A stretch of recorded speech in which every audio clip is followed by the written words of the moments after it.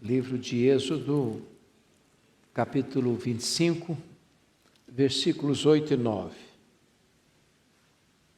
Êxodo, capítulo 25, versos 8 e 9. E me farão um santuário, para que eu possa habitar no meio deles, segundo tudo o que eu te mostrar para modelo do tabernáculo, e para modelo de todos os seus móveis, assim mesmo o fareis.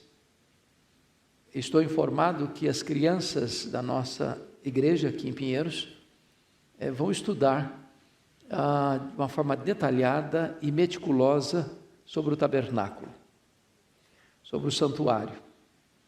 E penso que talvez fosse oportuno, então, a nós aqui também estudarmos um pouco sobre este assunto, até para que alguns pais possam em casa ajudar seus filhos nessas tarefas pedagógicas da escola bíblica dominical. O que representa esse texto que acabamos de ler? E me farão um santuário para que eu possa habitar no meio deles. O projeto de Deus para o homem, para a mulher, é que nós o conheçamos. E conhecer a Deus é a própria essência da vida eterna. É isso que nós faremos por toda a eternidade. Como Deus é inesgotável em seu ser, e como Deus é o sumo bem e a plena perfeição, e porque em Deus reside toda a verdadeira felicidade, conhecer a Deus por toda a eternidade será a expressão máxima da nossa plena e maiúscula alegria. A palavra de Deus nos informa que o fim principal do homem é glorificar a Deus, é deleitar-se em Deus, é conhecer a Deus, é fruir a Deus. É para isso que você existe. Porém, o pecado fez um rompimento radical da nossa comunhão com Deus. Faz separação entre nós e o nosso Deus. E a partir do pecado, o homem que tinha prazer em Deus, Deus descia e falava com ele, e ele tinha comunhão com Deus, agora passa a ter medo de Deus. Quando havia lá no Antigo Testamento uma aparição de Deus, uma teofania, as pessoas tinham medo, porque Deus é santo, santo, santo, Ele é luz, mas o pecado é escuridão, é treva. Então, quando o povo caminhava pelo deserto, Deus toma uma decisão de se dirigir a Moisés nesses termos: e me farão um santuário, para que eu possa habitar no meio deles. Então Deus toma a decisão de descer, Deus toma a decisão de vir, Deus toma a decisão de romper essa distância, Deus toma a decisão de habitar entre o povo. E aquele tabernáculo, ou aquele santuário, seria o símbolo da presença de Deus entre o povo. Esse tabernáculo era móvel. Enquanto o povo se deslocava de um lugar para o outro, esse santuário ia com eles. De dia uma coluna de nuvem, de noite uma coluna de fogo. E Deus estava presente. Era a presença de Deus entre eles. E esse santuário, portanto, aponta para Jesus Cristo. Ele é a presença de Deus manifesta entre os homens.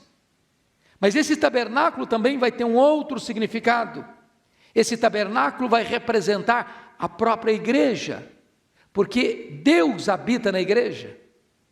Isso vai levar para a consumação de todas as coisas em Apocalipse capítulo 21, quando diz que eis o tabernáculo de Deus entre os homens, Deus habitará com eles, e eles serão povos de Deus, então não haverá mais qualquer separação entre nós e Deus, nós habitaremos nele, Ele habitará em nós, e para toda a eternidade nós viveremos em comunhão com Ele. Bom, dito isto, é muito importante agora entender como é que esse santuário foi feito porque o texto no versículo 9 diz: segundo tudo que eu te mostrar, para modelo do tabernáculo e para modelo de todos os seus móveis, assim mesmo fareis. Em outras palavras, Moisés não podia fazer o santuário, o tabernáculo, da sua própria cabeça. Ele não era o engenheiro e ele não era o arquiteto desse projeto. Ele recebeu o projeto e deveria executar o projeto rigorosamente de acordo com a prescrição divina. Os utensílios que comporiam esse santuário deveriam ser seguidos à risca por Moisés. Não caberia a ele qualquer criatividade, porque isso era sombra de uma realidade que haveria de vir em Cristo e na igreja. Então vamos olhar como é que deveria ser. Primeiro vamos pensar no santuário. Qual era a matéria-prima principal para construir esse santuário? E o texto nos informa biblicamente que Deus mandou Moisés trazer madeira de acácia. Primeiro porque eles estavam no deserto, e a acácia é uma madeira do deserto. Não foi feito do cedro do Líbano, madeira nobre, mas a acácia era uma madeira comum do deserto e mais, era uma madeira difícil de ser trabalhada.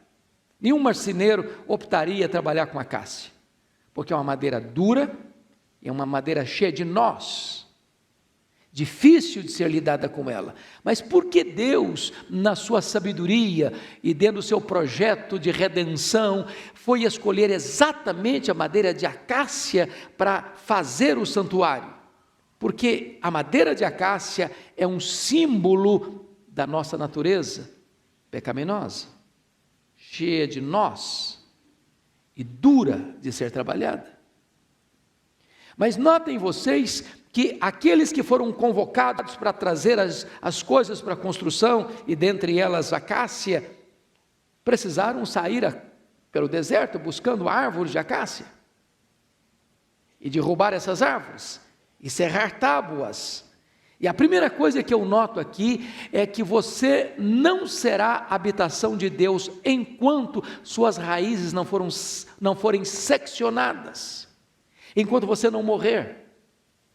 Primeiro eu morro para o pecado, para o mundo, para depois eu viver para Deus, para depois eu ter relacionamento com Deus. Mas pensem vocês que quando essa madeira é cortada e seccionada, agora você tem toras de acácia. E a ordem a Moisés foi: você vai serrar tábuas todas iguais. Mas por que Deus mandou serrar tábuas todas iguais? Porque isso estava apontando para uma realidade. Para Deus, nós somos iguais. Ele não faz acepção de pessoas. Não tem rico, não tem pobre, não tem doutor, não tem analfabeto, não tem grande, não tem pequeno, não tem homem, não tem mulher, não tem livre, não tem escravo. Todos nós para Ele somos iguais. Mas quando Deus mandou Moisés serrar tábuas iguais, Deus mandou fazer mais uma coisa.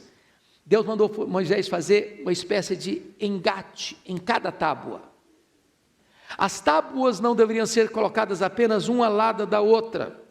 E vocês que conhecem um pouquinho de construção civil, sabem que se você serra uma madeira, você corta uma árvore, serra as tábuas, elas estão verdes, e você junta todas elas coladas umas na outra, com o tempo vai acontecer o quê? A madeira vai murchar e vai ter fendas. Vai ter lugares onde insetos podem por ali penetrar. O que é que Deus mandou Moisés fazer? Engastes nessas tábuas. Sabe o que significa isso? É que nós, como povo de Deus, não estamos apenas juntos, nós estamos aliançados. Nós pertencemos uns aos outros. E pertencemos a tal ponto que a Bíblia diz que se um membro é honrado, todos são honrados com ele. Se um membro sofre, todos devem sofrer com ele. Assim deva ser a aliança que você deva ter com o seu irmão. Mas na hora que as tábuas estavam cerradas, na hora que as tábuas já estavam com esses engastes, Deus chega para Moisés e diz: Moisés, você vai levantar essas tábuas, e as tábuas não vão ser colocadas na horizontal, as tábuas vão ser colocadas todas na vertical. Por que isso? Porque isso é um símbolo. O santuário não só simboliza Jesus, mas simboliza também a igreja. Deus não quer a igreja deitada em berço esplêndido. Deus quer a igreja numa posição de pé, de ação. Mas quando Moisés vai levantar essas tábuas, todas elas de pé, na posição vertical, Deus diz para Moisés: você precisa agora construir uma base de prata. Mas por que não deveria ser essas tábuas colocadas sobre a areia do deserto? Porque o deserto é um símbolo do mundo, e prata é um símbolo de redenção. Se você for olhar na descrição, foram mais de 1 tonelada de ouro e mais de 2 toneladas de prata que foram trazidas para a construção do santuário. O que significa isso? Significa que você é a habitação de Deus, mas você mora no mundo, você está no mundo, você não foi tirado geograficamente do mundo, mas você está construído sobre bases de prata. Em outras palavras, você está no mundo, mas não é do mundo, porque você foi redimido do mundo por um preço, pois prata fala desse preço da redenção. Então preste bem atenção nisso, entre você e o mundo tem a cruz de Cristo. Você não é do mundo, você não pertence ao mundo, você foi resgatado do mundo, você está no mundo, mas o mundo não está em você, você está no deserto, mas você está em cima de uma base de prata. Quando Deus mandou Moisés levantar essas tábuas sobre bases de prata, agora Deus chega para Moisés e diz: agora você vai cobrir todas estas tábuas de ouro. De tal maneira que quem olha de fora e vê o santuário, ele não vê mais madeira de acácia, ele vê ouro. E o que significa isso? Significa que nós estamos numa nossa natureza pecaminosa, somos pecadores, mas Deus nos justificou e nos cobriu com a justiça de Cristo, de tal forma que quando Deus olha para você e para mim, Ele não vê madeira de acácia, Ele não vê a nossa natureza pecaminosa, Ele vê a justiça de Cristo nos cobrindo, porque ouro fala da glória de Deus. Irmãos, preste atenção que esse santuário é muito mais do que um rico e belo mobiliário que era carregado pelo deserto. Deus estava mostrando em sombra aquilo que haveria de ser a realidade. Deus nos olha pela perspectiva da obra da redenção, porque você foi coberto com a justiça de Cristo, você foi justificado, a justiça daquele que é justo foi atribuída a você, e quando Deus olha para você, Ele vê a justiça de Cristo na sua vida. Pois bem, agora preste atenção, que esse santuário vai ser levantado, e ele tem 3 departamentos. Ele tem o pátio, que é externo, onde as pessoas chegam. Depois do pátio, ele tem uma outra parte interna que se chama de lugar santo, e depois tinha uma cortina que levava para o último local desse santuário, que era o lugar santíssimo ou o santo dos santos. Então vamos acompanhar o raciocínio, porque tudo isso é sombra de uma gloriosa realidade. O que ficava, e notem vocês, que se o santuário era o símbolo da presença de Deus, e me farão um santuário porque eu possa habitar no meio deles, e esse santuário aponta para Cristo, todas as tribos armavam as suas tendas ao redor do santuário, porque Deus habita conosco, e Deus habita em nós. Nós devemos viver ao redor da presença de Deus. Deus precisa ser o centro da nossa vida, Cristo precisa ser o centro da nossa vida, é isso que significa. Mas quais são os utensílios do pátio? Haviam 2 utensílios. O primeiro deles era o altar de bronze, onde os sacrifícios eram feitos e queimados. O que isso significa? O altar de bronze fala do juízo de Deus. onde o pecado foi expiado. O altar de bronze aponta para a cruz, onde o sacrifício perfeito foi executado, foi realizado. Em outras palavras, você não pode entrar no santuário para adorar a Deus sem primeiro você passar pela cruz. Sem remissão, sem derramamento de sangue, não tem remissão de pecados. O santuário vai mostrar para nós que não existe religião humanista, não existe religião das obras, não existe religião dos feitos humanos. Ou você passa pela cruz, ou você passa por debaixo do sangue, ou você passa pela redenção de Cristo, ou você não pode conhecer a intimidade de Deus, nem adorar a Deus. Mas ali no pátio, no lugar externo, depois que alguém passava pelo altar de bronze, havia em seguida uma bacia de bronze com água. E depois que a pessoa adorava ali no altar de bronze, fazia o seu sacrifício, o sacerdote precisava lavar-se na bacia de bronze onde tinha água, para depois então entrar para o santuário para adoração. E o que significa isso? Significa que você foi redimido, mas você continua sendo pecador, e você precisa constantemente ser purificado e lavado. E essa lavagem tem a ver com a palavra de Deus. Porque você, ao ler a palavra, você passa por esse lavar da palavra de Deus. É por isso que você vem à igreja domingo após domingo. Você vem e você escuta, e você é tocado, e você é convencido do seu pecado, e você é transformado pelo poder do Espírito Santo, e você vai sendo transformado constantemente, e você precisa de confessar o seu pecado constantemente, você precisa ser lavado constantemente, você precisa ser purificado constantemente, você precisa passar por essa bacia constantemente.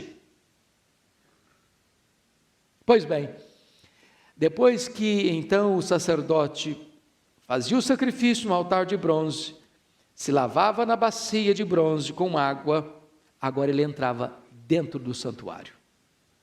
Ali naquele santuário tem 3 peças, 3 mobílias.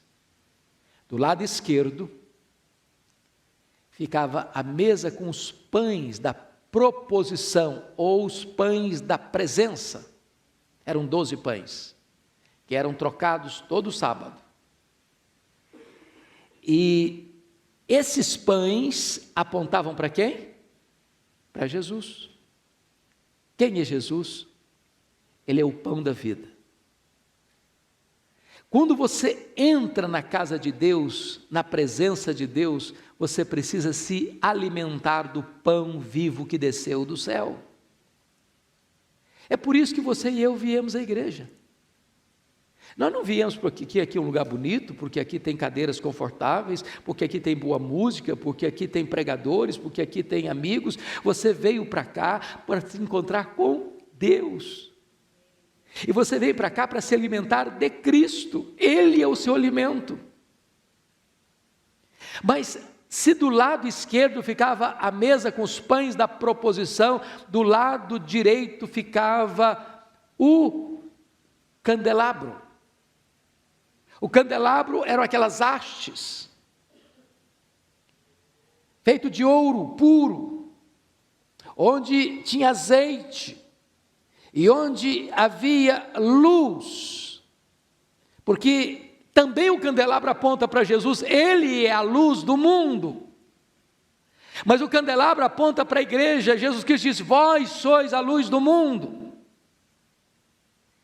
E eu acho maravilhoso isso, porque Jesus Cristo, das figuras muitas que usou sobre ele mesmo, eu sou o pão da vida, eu sou a luz do mundo, eu sou a porta, eu sou o bom pastor, eu sou a ressurreição e a vida, eu sou o caminho, a verdade e a vida, eu sou a videira verdadeira. Uma delas ele partilhou com a igreja. Ele diz: eu sou a luz do mundo. Ele disse: vós sois a luz do mundo. Mas você já parou para perceber uma coisa? A igreja não é luz do mundo na mesma proporção que Jesus é luz do mundo. Jesus é luz do mundo porque ele é o sol da justiça, e o sol tem luz própria. Ele é a verdadeira luz que vinda ao mundo ilumina todo homem. Mas se você pegar a lua, por exemplo, a lua brilha, mas a lua não tem luz própria. A lua só brilha na medida em que ela reflete a luz do sol. A igreja não tem luz própria. A igreja só é luz do mundo na medida em que ela reflete no mundo a luz de Cristo. Então, naquelas hastes, tinha uma espécie de pavio de estopa, mas tinha o azeite. E eu que fui criado na região rural antes da luz elétrica, até os 12 anos, se você botar uma lamparina só com um pavio de estopa e botar fogo, você produz carvão, fumaça. O que alimenta a chama não é o pavio de estopa. O que alimenta a chama é o azeite. É o azeite que queima. Ele traz luz. Então, por favor, nunca pense que você é o azeite, você é o pavio de estopa. Se você for querer brilhar por você mesmo, você gera fumaça e carvão. Nós não temos luz própria. É por isso que o candelabro aponta primeiro para Cristo, e é por isso que o candelabro mostra que para ter luz é preciso ter azeite. E o azeite é um símbolo do Espírito Santo de Deus. E depois que você se alimenta de Cristo, então você se torna de fato luz do mundo. Agora tem a última peça no lugar santo. Ficava lá na beirada da cortina do Santo dos Santos, que era o altar de incenso. Altar de incenso. Preste atenção nisso, que o altar de incenso aponta também para Cristo, porque Ele é o nosso sumo sacerdote que nos leva à presença de Deus, Ele é o nosso intercessor junto a Deus, e incenso fala de oração, mas também aponta para a igreja, porque a Bíblia diz lá em Apocalipse que as orações que sobem do altar são levadas ao trono de Deus, porque a oração conecta o altar da terra com o trono do céu, o altar conecta a fraqueza humana com a onipotência divina, e é depois que você se alimenta de Cristo, que você é luz do mundo, é que você tem uma vida plena de oração.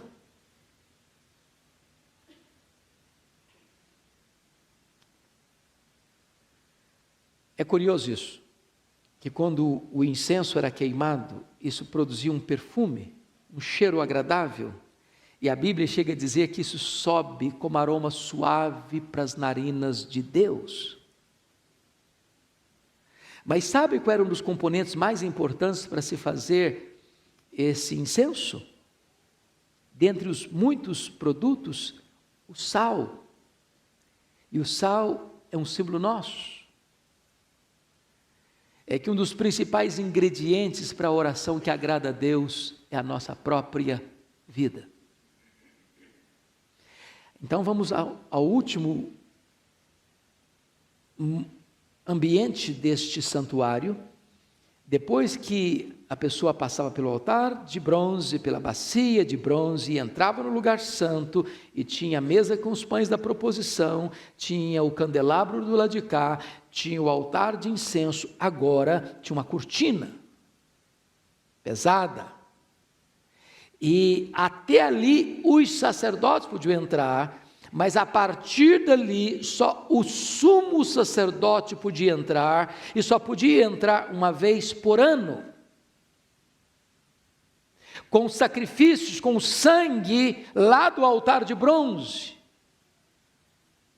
porque lá dentro do Santo dos Santos ficava uma única peça, um único mobiliário, era a Arca da Aliança. E se o santuário representa a igreja, a Arca da Aliança, sobretudo, representa especificamente Jesus. Mas de que foi feita a Arca da Aliança? Qual a matéria-prima? Madeira de acácia. Mas você pode argumentar, bom, mas eu não estou entendendo uma coisa, se a madeira de acácia é um símbolo da natureza humana pecaminosa, e se a arca representa Jesus, como assim usou madeira de acácia? É porque a Bíblia diz que aquele que não conheceu o pecado, foi feito pecado por nós, para que nele nós fôssemos feitos justiça de Deus. Ele não tinha pecado pessoal, mas ele tomou sobre si o nosso pecado, carregou sobre o madeiro os nossos pecados e morreu pelos nossos pecados. A arca foi toda coberta de ouro, porque a arca aponta tanto para a humanidade de Cristo quanto para a divindade de Cristo. E a tampa da arca foi toda feita de ouro, sem madeira de acácia. Por quê? Porque essa tampa, chamada de propiciatório, mostrando para nós que a redenção nossa é uma obra exclusiva de Deus. E ali ficavam os 2 querubins de ouro. E preste atenção, irmãos, que foram gastos mais de 1 tonelada de ouro nesse trabalho do santuário. E esses querubins, é ali que a Shekinah de Deus aparecia, uma vez por ano, quando era feito o sacrifício, porque eles apontam para a exaltação e glorificação de Deus. Quando o nosso pecado é expiado, quando a nossa redenção é consumada, então isso traz glória para o nome de Deus. A Bíblia chega a dizer que há festa diante dos anjos de Deus no céu por um pecador que se arrepende. Mas dentro dessa arca tinha 3 objetos. O que tinha dentro da arca? Primeiro, tinha as tábuas da lei. Segundo, tinha um vaso com maná. Terceiro, tinha a vara de Arão que floresceu. Todos esses 3 objetos apontavam para quem? Para Jesus. Ele é a verdadeira palavra de Deus. Ele é o Logos. Ele é o Verbo. Ele é a palavra. Ele é a palavra viva de Deus. Mas ele é o vaso com maná, porque aquele maná era apenas um símbolo. Aquilo apontava para uma realidade. Os pais comeram maná no deserto e morreram. Mas aquele que se alimenta não do símbolo, mas do simbolizado, não da sombra, mas da essência, nunca morrerá eternamente. Jesus é o verdadeiro pão que desceu do céu. Mas e a vara seca de Arão que floresceu? Isso é um símbolo de Cristo. Na cruz, ele morreu. E ao morrer, ele foi sepultado. A vara seca secou mesmo. Mas no terceiro dia, esta vara seca produziu muitas amêndoas maduras. Sabe o que significa isso, irmãos? Louvado seja Deus. Está escrito em João 3,16, porque Deus amou o mundo de tal maneira que deu o seu Filho unigênito. Quando Ele veio ao mundo, Ele veio como Filho unigênito. Sabe o que significa unigênito? Único. Mas diz Hebreus capítulo 1, quando ele retorna ao céu, depois da sua obra da redenção, da sua morte, da sua ressurreição, ele não vai ser recebido no céu como filho unigênito, mas vai ser recebido no céu como filho primogênito. E o que é primogênito? Primeiro de muitos. Sabe por quê? Porque a vara seca floresceu, e agora ele retornando ao céu, muitos outros filhos de Deus vão ser recebidos. A vara floresceu e produziu muitas amêndoas, e você é um broto deste ramo, você é um broto desta videira verdadeira, você agora também é filho de Deus, você que crê no Senhor Jesus Cristo. Amados irmãos, digo então que tudo isso está apontando para uma realidade.